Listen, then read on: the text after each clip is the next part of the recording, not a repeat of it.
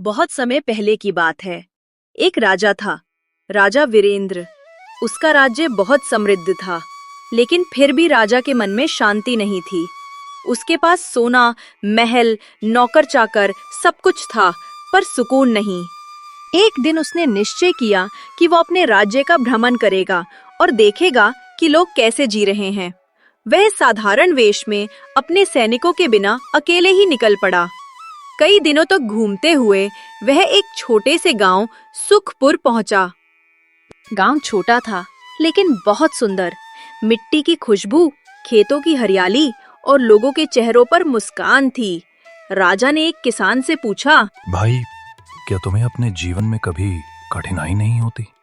किसान मुस्कुराया और बोला, महाराज, कठिनाई तो आती है, लेकिन हम सब मिलकर उसे आसान बना लेते हैं।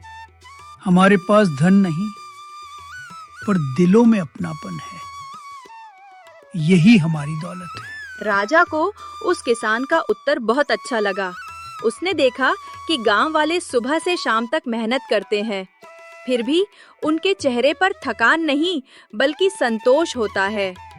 शाम को जब सूर्य ढलने लगा, तो पूरा गांव तालाब के किनारे इकट्ठा हुआ। सबने मिलकर भजन गाए, हंसे, बातें की और एक दूसरे को खाना बांटा।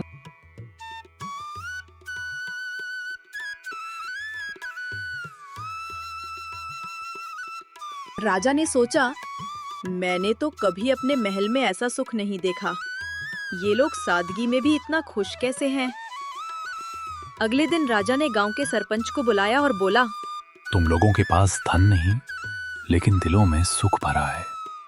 मुझे बताओ, इसका रहस्य क्या है? सरपंच ने मुस्कुराकर कहा, महाराज, जब हम मेरा और तेरा भूलकर हमारा सोचने लगते हैं, तब सुख अपने आप आ जाता है। राजा की आंखें खुल गईं। उसने मन ही मन निश्चय किया कि अब वह अपने राज्य में भी यही भावना फैलाएगा, साझेदारी, प्रेम और सादगी की भावना।